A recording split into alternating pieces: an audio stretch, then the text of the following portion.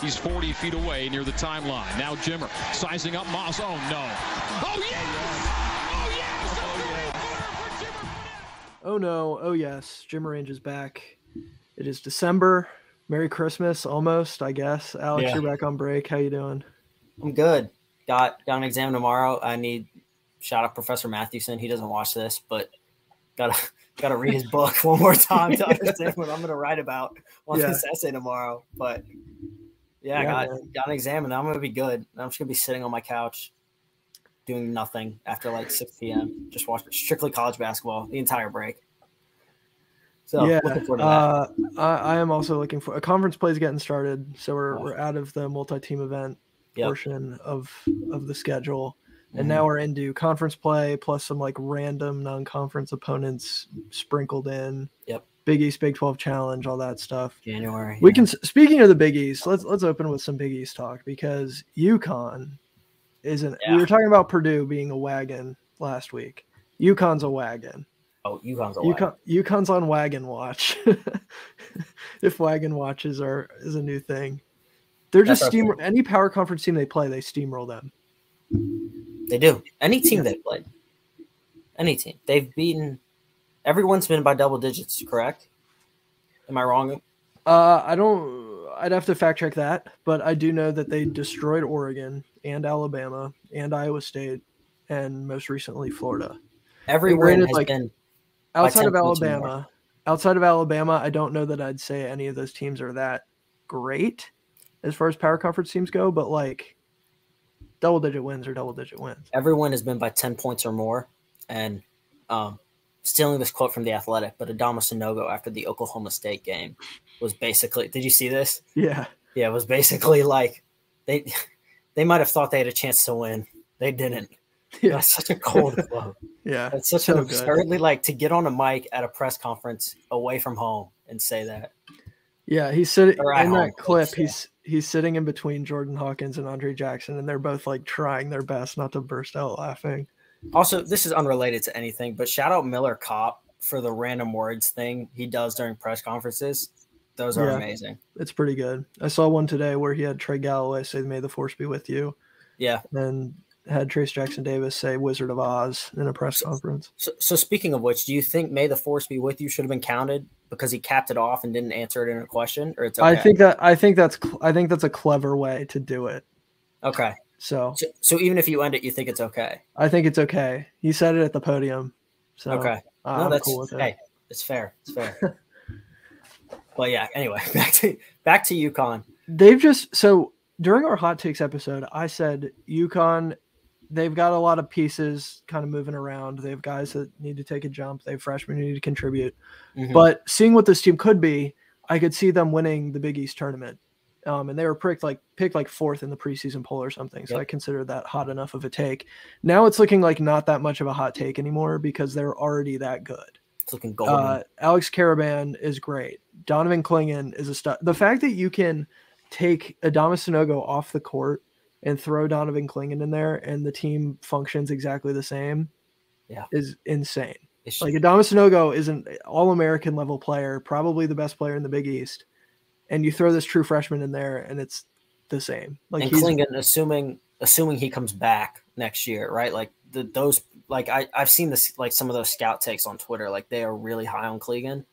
So like if he comes back next year, I mean, the preseason All-American votes are going to be through the roof. It's kind of like a Travion Williams, Zach Edey thing right now, where they're both insanely efficient, but you can't really put them on the court at the same time. So then if Clingan does stay, he'll have a Zach Edey type of breakout. Right. Yeah, absolutely. They're just like, they have weapons everywhere. Like Andre Jackson, I mentioned him. He is kind of in this, I'd compare it to like a Draymond Green type of role where he's like, he's a point forward who, oh, you need me to get a rebound? I'll go get a rebound. Okay, you need me to make the extra pass? I'll make the extra pass. He does the dirty stuff. He's doing all the dirty stuff. And then you have Jordan Hawkins who can score. Tristan Newton is still shooting like 37% from three. This team is top 10 in KenPom in both offensive and defensive efficiency. I believe they're the only team in the country to hold that distinction. They can shoot the ball. They can defend. They're dominant inside. they're so good. They are the only team that holds that distinction. There you go. The only concern I have with them is that it's going to be whatever happened to Auburn last year, where they peaked too early. Because there's like a month and a half where Auburn was winning like every single game in conference play by like 15 points, and just blowing teams out on the road at home didn't matter.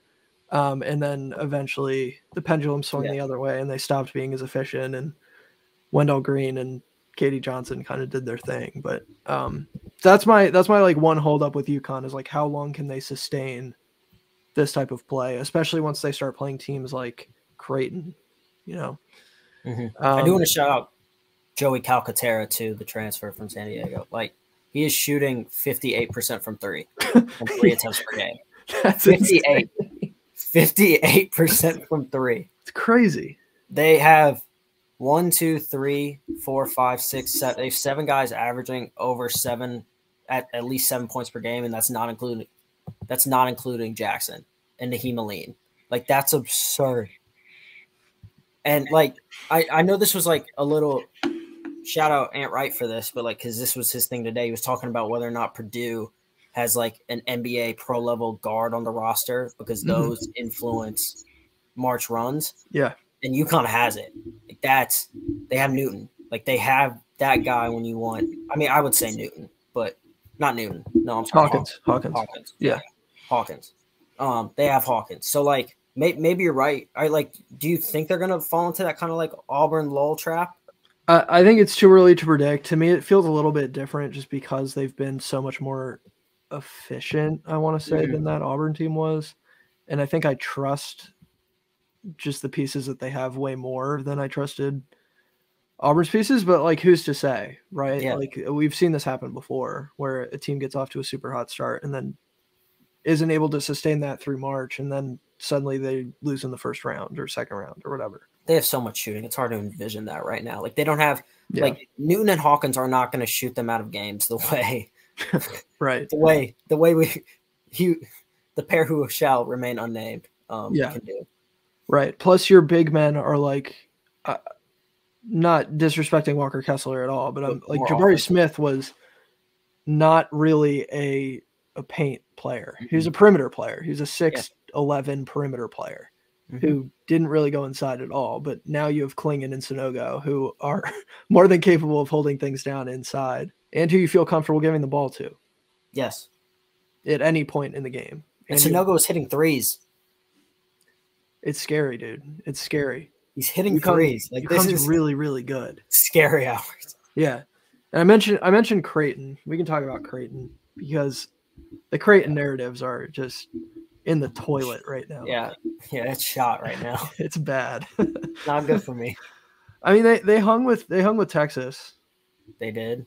So there's that. But just coming off of Maui, need to pick up a big win.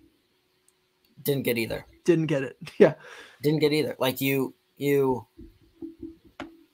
like the Nebraska game felt like it would have been like one of those like trap games regardless of how the Texas result shook out, because you're coming off the high of both Maui and traveling to Austin. Yeah. And you show up back home against an inferior Nebraska team where you stack talent to talent and a Sam Griesel masterclass, and you lose by 10.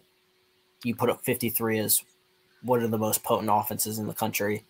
You shoot poorly once again from three. Like, that was kind of the Texas game kind of felt like an enigma, because up until like Shireman hit that like trio of late threes in the game, Creighton was like one of 22 or something ridiculous from three. Like, they had made they just had 24 or something. They come off of Maui with Maui's notably soft rims.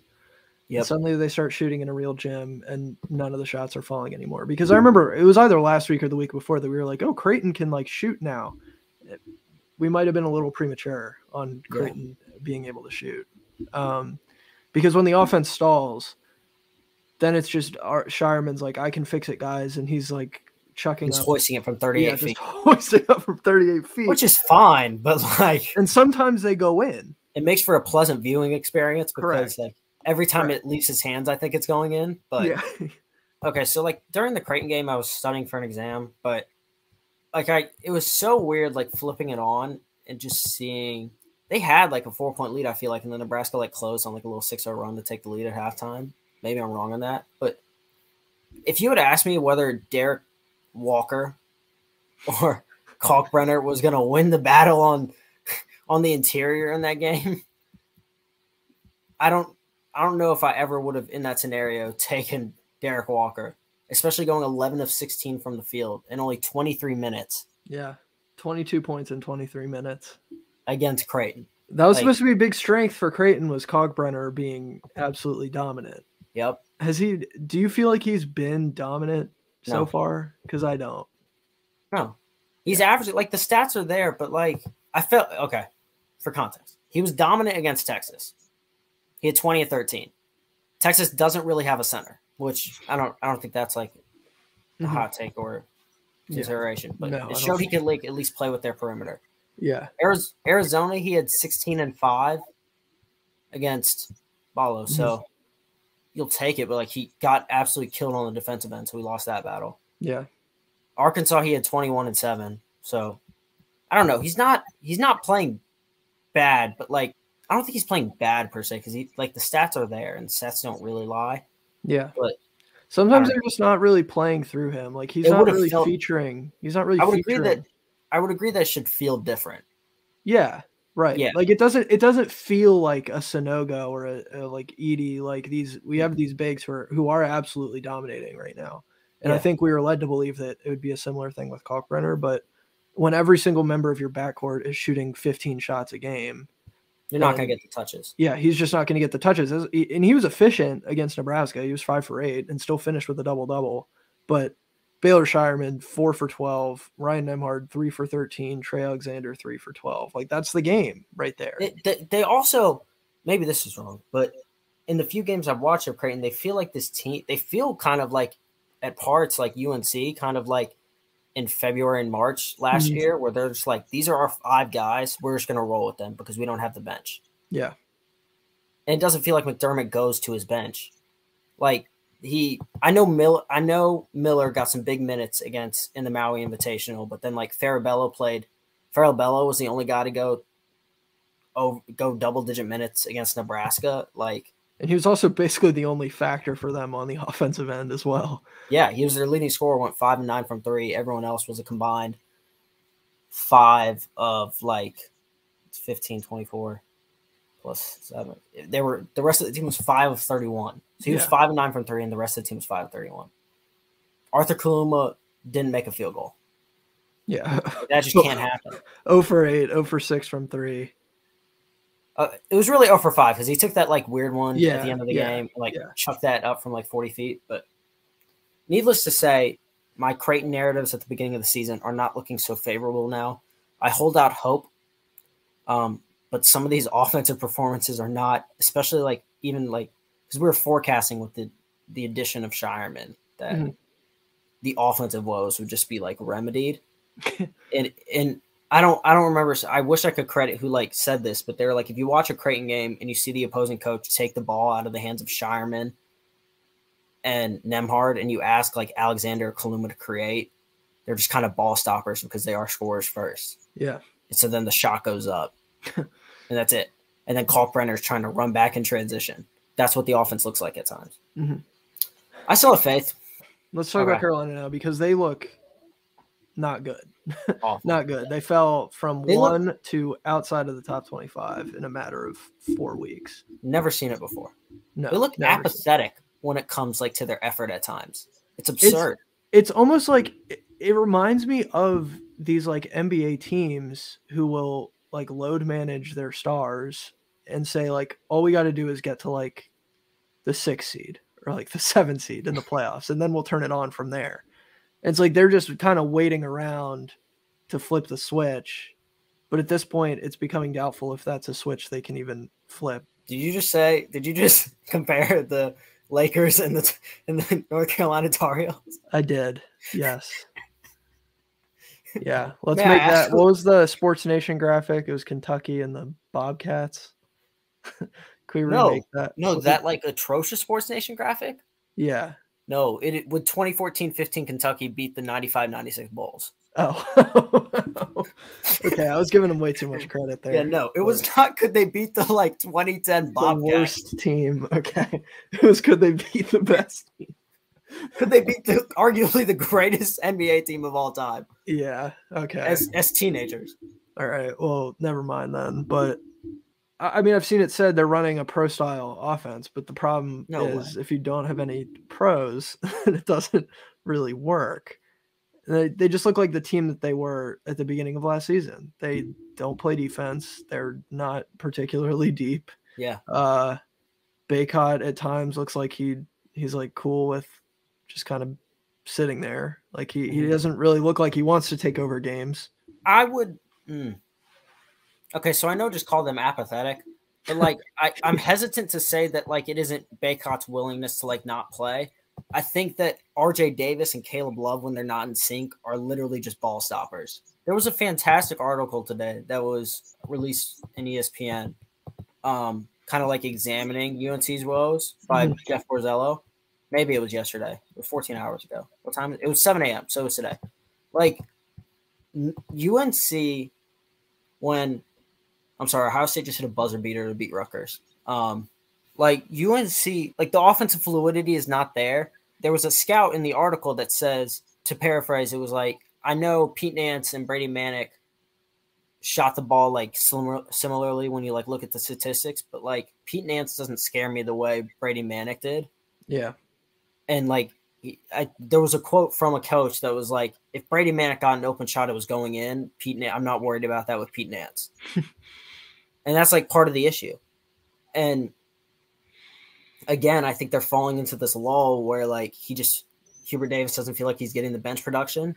Although I thought he got really good defensive minutes against Virginia Tech from like the freshman in Nickel and Trimble. And I feel like Styles gave some good defensive minutes. Maybe I'm wrong in that latter part, but yeah, they're just not like, they don't get like Baycott was obviously hurt for that game, but they just don't try to feed him the ball down low. He's not posting up, right? Which I think kind of goes into what you said.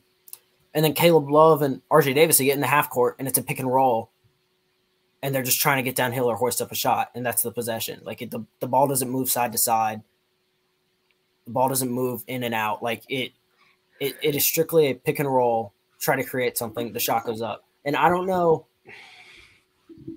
to what point do you put that on like the decision-making of the players, or do you put that on Davis? Yeah. Davis. Like at what point and listen, like we said this about this North Carolina team last year and they obviously turned around. So like based off of that super small sample size, there's reason to believe that Hubert Davis can turn it around. But like, are we in for like a year or two sophomore slump as a coach? Like, is that too much to say? And I don't like the whole, like if the season ended today, UNC wouldn't even be a CIT team. Like the season's not ending today. It's why you play the games. Yeah. But has anything shown you that this team could be that team last year? Not really, no. Yeah. And that's what the crazy part of all this is we know what this team looks like when they're firing, right? Like they ended the season 17-4, and they were 1 or 2 possessions away from winning the national championship. And despite the fact that they were an 8 seed, because they opened the season rough, as they are doing this season. So like, do I think history repeats itself and suddenly they just like flip the switch and go on a run again? I'm not totally buying into that. We know what this team can be. We absolutely know what this team can be. And I'm not going to let the people, the confirmation bias, like recency bias pundits on Twitter just say like, yeah, this team, why did anyone ever think this team was going to be good? Yeah, that's a bad take. It's easy to say that now that they're out of the top 25, but like, were you paying attention? Really? It's it's a fine argument to make if you're like, I never saw this team. I mean, it's the hindsight bias. You're like, well, I never saw this team as the number 1 team in the country. Like, but like if you're using that argument, and you're like, they were like a top 10 team. Like that's fine, because if you question the fact that like the Nance role, Nance wasn't going to fully integrate into the role of Manick, you would have been right. Like you could. Here's your flowers. Like I don't, but to say like, I think Kevin Sweeney said this, but to say like a team that returned 4 starters and went 17-4 of the last 21 games of the season from a national title run, to say like that team isn't worthy of number 1 contention is ridiculous, because that's what the preseason all about. And it's about projecting. Yeah. And there was no reason to like indicate, especially with like a top 20 recruiting class, multiple top 100 freshmen, to think that like he wasn't going to get there. Yeah. Tar Heels. I think like Tar Heels. Like they're going to be, I don't know how many episodes I'm going to keep saying they're going to be fine. And like, if they just keep spiraling and like the take gets worse and worse, and then I'm in February, like, well, turns out maybe they're not. Yeah, it's gonna end up being like the dog sitting in the flaming house meme. We're just, this is fine. It's fine. This is fine. We're cool. Yeah. So the house is starting to catch on fire right now. There's an arsonist outside. It's a small blaze right now, but yeah, not quite a big blaze. You wanted to talk about the Big Ten. I do. Let's talk about the Big Ten. Yeah. Northwestern beat Michigan State. Oh my gosh, I cannot describe. Let me tell you, man. I think I tweeted this. Boo Buie against Michigan State is like a top 20 guard in college basketball history. I don't know what it is. Yeah. He like, it's whether it's Kyrie, no, but seriously, like it's whether in the Breslin Center or in Welsh Ryan, that man sees green and white and turns into like I don't even know what the proper comp is, but it's like he made a deal with the devil, and that like the poor shot selection we will see at times for the rest of the season is mitigated when he plays the Spartans. The decision making's there. He operates like a true point guard. The floater is falling. He's able to finish through contact. Like I don't know. I don't know what it is. And it's like you went into 2K and turned the sliders up for like shot success, like 3-point shot success, layup success. Just 100. Yeah, and it's absurd because like I feel like Northwestern is a pretty easy scout. Like if you shut down their guards, no one's concerned about Matt Nicholson or Titus Verhoeven beating you. And because they don't put Robbie Barron on the ball, he just kind of like floats in and out of that like wing spot. They should use him more in like the Spain pick and roll. I think Collins should use some of those actions, but like if he's just sitting in the corner like Northwestern, you're not scared of Northwestern. And like is it like Walker and Hoggard hooped for what it's worth. I think he had like 12, 8, and 6. But like Michigan State, like Northwestern defense, spare that pick game is pretty suffocating.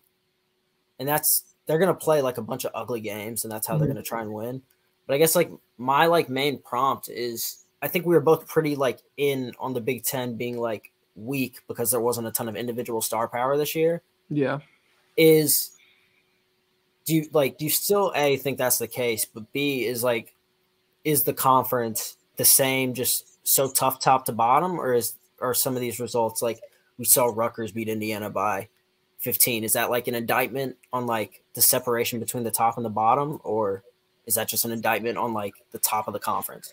I just think every team is way closer than we kind of ranking them at the beginning of the season makes it out to be, where it's like we saw a clear top 3. For the record, even though Maryland did beat Illinois, I still think Illinois is the best team in the Big Ten. It's a good take. Like you have Rutgers beat Indiana, you have Northwestern beat Michigan State, you have Nebraska beat Creighton. Maryland has been better than expected. Wisconsin, that game against Wisconsin was one of the most frustrating games I've ever watched in my life. I still don't think they're that good, but they're at least getting wins and losing close against good teams, like against Kansas or whatever.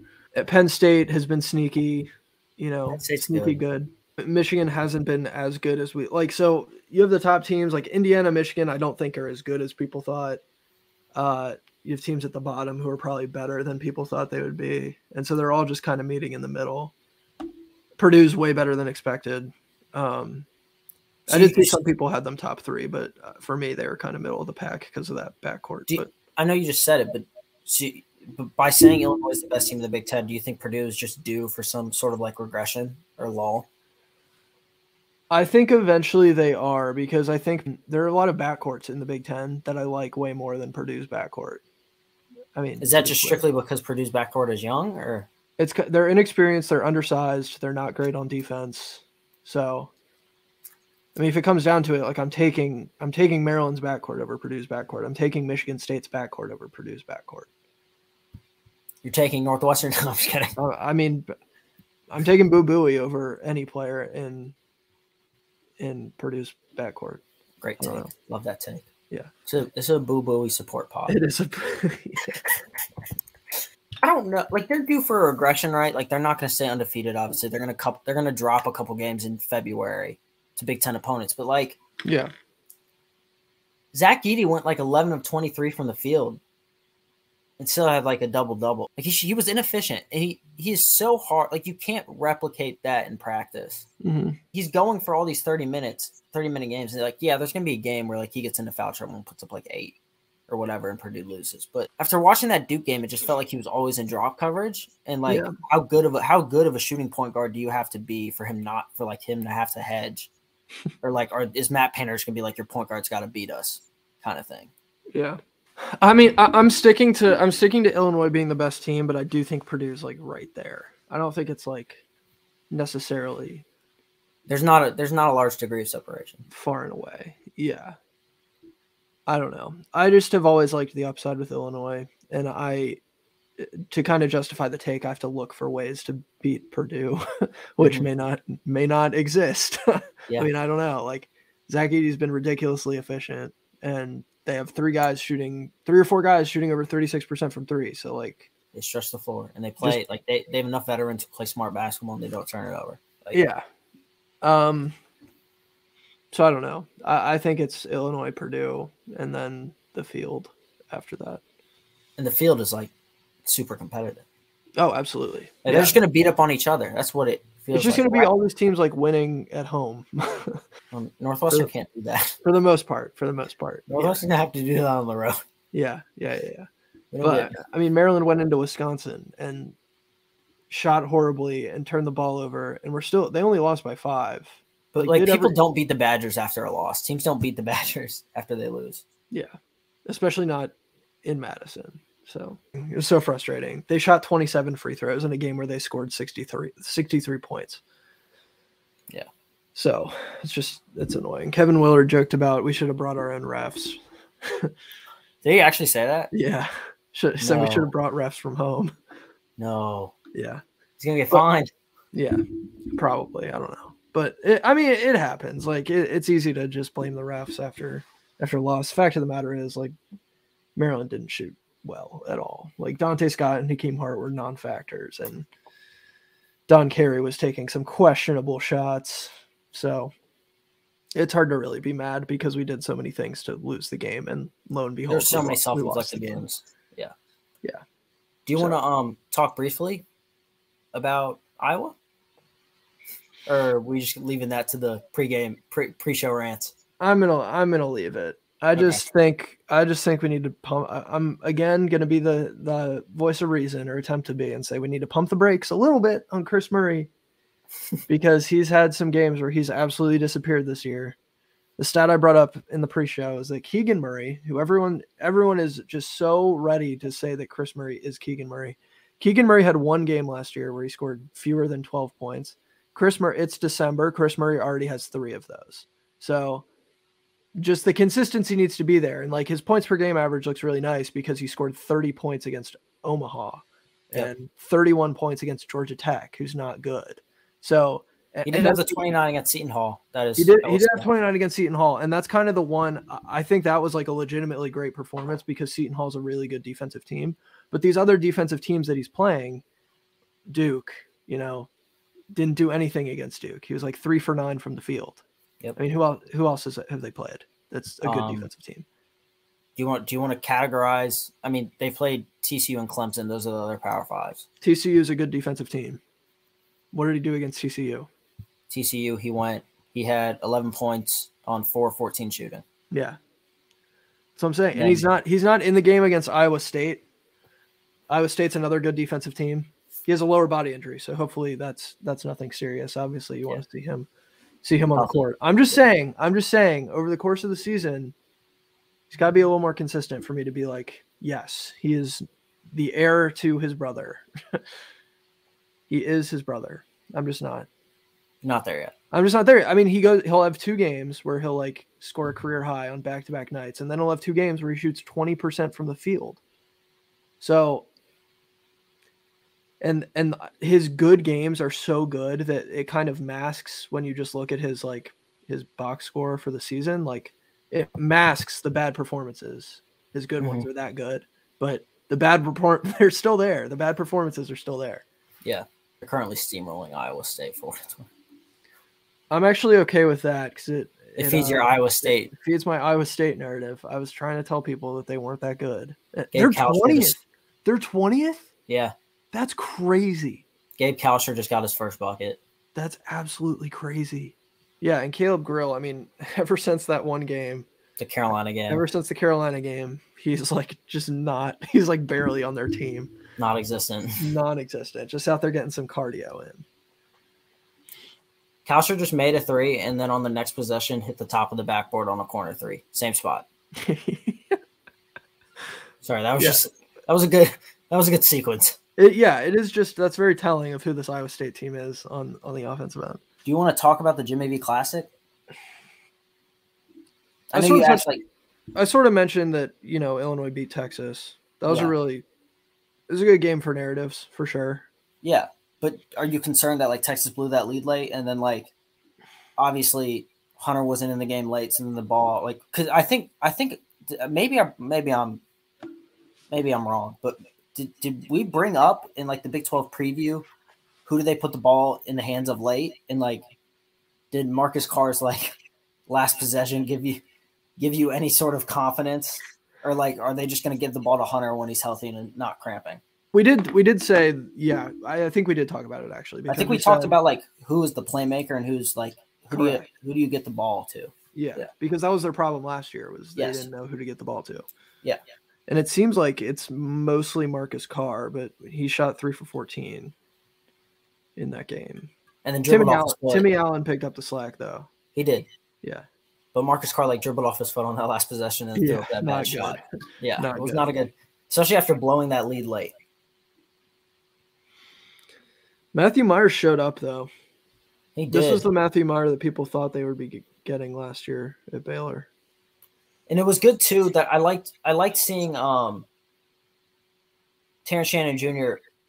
pretty poor shooting performance through 40 minutes of basketball, but you still know that Brad Underwood is going to get him the ball late. He is their guy. Yeah. He turned it on in overtime when they needed it. Right. And that's why he's a microwave. He gets hot so quickly. Correct. Yeah. When they played at Maryland and lost, he had 2 3-point opportunities wide open in the second half. Airballed both of them. Nice. The crowd was absolutely relentless. It was sure. Crazy. But yeah, he is a microwave. And that's when it comes to Illinois, that's why I'm so high on them, because they have a whole lineup of guys who can beat you. They have so many dudes. I don't think Purdue has a lineup of guys that can beat you. I think they have one guy, one really, really good guy who can beat you. And a lot of good pieces around him. Correct. Which is one way. I mean, that's one way to build a team, and they're really good. Yeah. Purdue's really good because of the way that they've built that team. And I think it's just better than it was last year. But Illinois is so Melendez. The individual playmaking and shot making is better. Yes. Yeah. So that's why I'm higher on Illinois. And this win to me just further entrenches me in that opinion that they're the best team. All right, what do you think about Baylor right now? Because they haven't been awesome. They've been good. They've been top 15 good, but the Marquette game's going to give some pause. Correct. Yeah. But then they go to South Dakota on a neutral court and we're able to come back and close out Gonzaga. Yeah. The backcourt is just so good. So hard to not come to the conclusion watching Keontae George that as games progress and he becomes more comfortable in the collegiate game, that he's just not going to get better and better and better by the time we get in March and we're sitting here and yeah, and Cryer and I don't have to list the entire Baylor backcourt, but they are so good. I know Ryan Hammer is fully on the train regardless of how they I think just regardless of results, Ryan Hammer is going to be just the train is continually leaving the station. But yeah, I don't know. What do you feel about they have they're 7-2. right? I still think they're like really, really good. It's just They are. I just want to see Jonathan Tchamwa come back. Yeah. And then I'll feel even better. But I don't know. I'm not sounding the alarms on them just because of that Marquette game. Like it happens. It's reactionary. Yeah, it happens. It's one game. Like teams have gotten blown out before and still been fine. So I'm not super worried. We can talk about the other Jimmy V game, Duke, Iowa. Okay. Yeah, I don't know. 12-point win for Duke. Yeah, it was probably a little more like they clearly stopped trying to do anything in the half court, and then Iowa started full court pressing. It was like 16 or 18, but I was just impressed with the work ethic and how good Mark Mitchell and Dariq Whitehead did at frustrating Chris Murray. I will say this. I want your thoughts because I'm not objective on this at all. Mm-hmm. Duke Twitter hates Ryan Young and cannot fathom why he's getting minutes. And maybe it is because I've watched him play basketball for the last 3 seasons, and so I'm biased, which I am. Yeah. But I think that's pretty unreasonable considering the fact that Derek Lively has this incredible penchant through 11 games this season to get into foul trouble early and often. If your argument is that you would like to see Kyle Filipowski at the 5, that is fine. But these people are throwing out takes. They're just leave Lively out on the floor. Ryan Young, there's no reason for him to be on the floor. I don't get that. There absolutely is a reason for Ryan Young to be on the floor, and it's because he can rebound. Yes, thank you. Thank you. His positioning.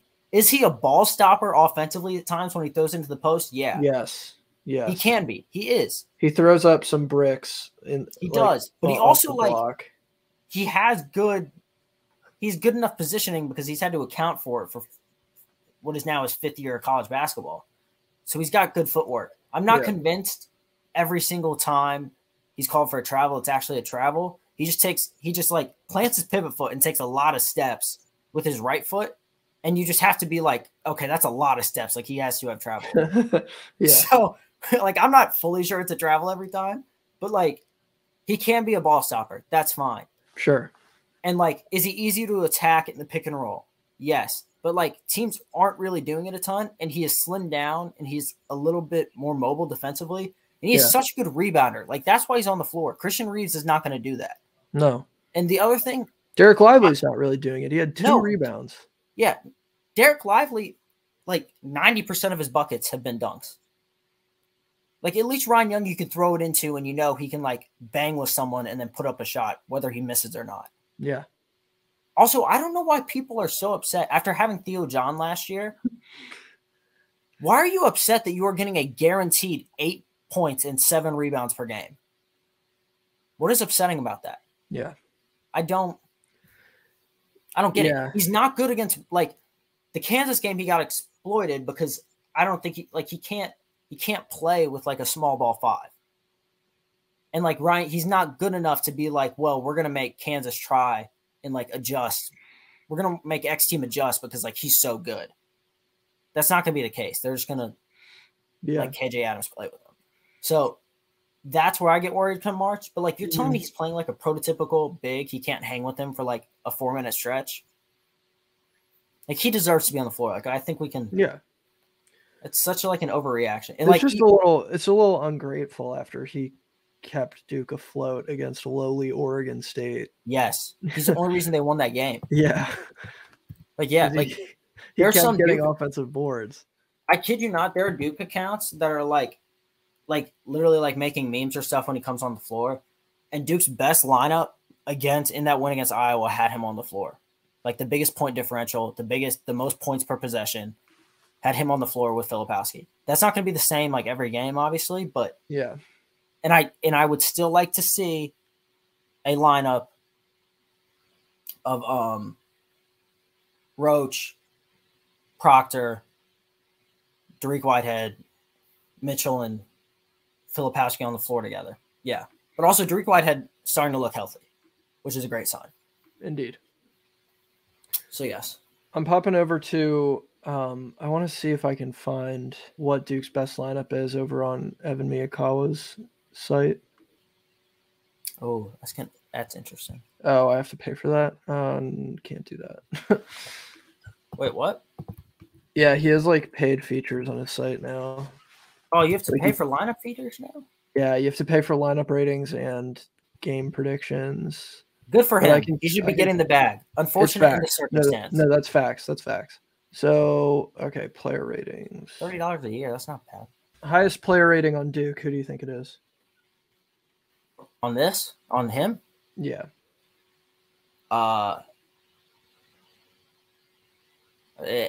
In my mind, it has to be Filipowski. It might be Mark Mitchell. It is Filipowski. Yeah. Mark Mitchell's actually second to last. Really? Yeah. Really? Yeah.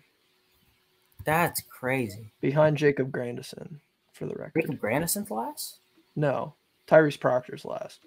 Tyrese? No. What have they done to my boy? No, look how they massacred my boy. Okay, listen, in fairness, he does miss a lot of wide open threes. But the Derek Whitehead at 3.86 is great for my agenda. Yeah. Yeah. I did pull up Ken Palm. The most frequent lineup. Well, I mean, this is their starting lineup, so I guess that doesn't make a ton of sense. But, like, I wish I could, like, show. I wish we had Evan Mia's thing. But Ken Palm. By the way, Kyle Filipowski, 8th in Player of the Year on Ken Palm. Really? Yeah. Is it Zach 81? I'll find out. 1 second. I'm just going to click this number and see if that does anything. Yes, Zach Edey is 1. Do you want to guess who's 2? 2. I'm going to go out on a limb and say Tucker DeVries. No. Jalen Wilson. No way. Yep. He's quietly been really good. Yeah. Yeah. Tucker DeVries is 4th in terms of game MVP leaders, but he is not top 10 in Player of the Year standings. All right. Yeah. I thought you asking would mean it was somebody like from a really small school, like Jake Stevens or something. I was asking because I didn't think you were going to guess Jalen Wilson of like Power 5 guys. Yeah, I definitely wasn't going to. Yeah. No. To round out the top 10, it is Drew Timme, Marcus Sasser at 4, Adamas Sanogo, Trace Jackson Davis, Terrence Shannon Jr., Kyle Filipowski, Jalen Pickett, Tolu Smith. Tolu Smith. Yep, 10th. All right. Tolu Smith. I like that. Yeah. Interested to see how this Duke team develops. Who knows? So many freshmen. Who's to say? Who's to say? I didn't realize it was Tanner Holden who hit that buzzer beater. Yeah. That's funny. Mm-hmm. Caleb McConnell did well, too, to, like, force I think it was Thornton to the sideline. He just got off a good pass. Tough way to lose. I didn't think he got it off in time, honestly. Yeah. But Rutgers they have Mulcahy back and they have McConnell back, so that's good for them. Do you want an egregious stat? Yes. Always. Great take. Northwestern's effective field goal percentage on offense is 45.7, which ranks 312th in the country. Conversely, their effective field goal percentage defensively is 42.6, which is the 13th best mark in the country. So total different ends of the spectrum. Yeah. Wow.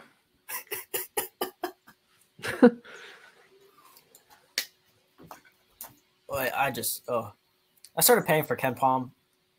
So good. Oh, yeah? Yeah. Nice. Just good. Yeah, it's a good investment. Oh, totally. Totally. Yeah. Speaking of investments. Speaking of. My Yuri Collins NFT. So, bro, have you heard about these NFTs? So, okay. Non-fungible token. Yeah. So, the A10, for context, the A10 tournament last year, I went because it was in DC. And they kept flashing this thing on the video board, like complimentary NFTs for anybody who attends and like downloads this NFT app or whatever. So I was like, okay, sure. Like I'm down for some free NFTs. So I am now the proud owner of 54 different A10 NFTs, some from the women's tournament, but a lot from the men's. So I have, all right, there's Jacob Gilliard NFT. Yep. I have a Grant Golden NFT. Fantastic. Yeah. As all should. Got Grant Huffman. Nice. Yeah. Pretty proud of that. I'm sure these are just skyrocketing in value. Hey, man, that Yuri Collins one. I do. I have Foster Lawyer as well. I have Yuri Collins. I have Hyunjung Lee. Oh. It's a good one. It's a great one, actually. Yeah. I have Bob McKillop. Oh. Yeah. That's going to go up. I know. Retirement. Yeah. So needless to say, we're both making some good investments in the college basketball space. Oh, for sure. Oh, such a good segue. I didn't even plan that. Yeah, I didn't either, but I'm any excuse to talk about my Yuri Collins NFT. Oh, absolutely. Yeah. It's so funny. He's been playing very, very well. He's hooping. Yeah, he's hooping. Is that everything? I think that's everything. I hope that's everything. It probably isn't, but I don't know. It's late. Yeah, you know. Let's wrap it up. Thank you, everybody, for watching and or listening. Be sure to follow us at Gym Range Pod on pretty much anything. You can find our handles scrolling on the ticker down there at the bottom. Subscribe to the YouTube channel. Follow us on Spotify. And, yeah, go check out the TikTok and the Twitter and all that stuff. For me, for Alex, that's going to do it. We'll see you next time.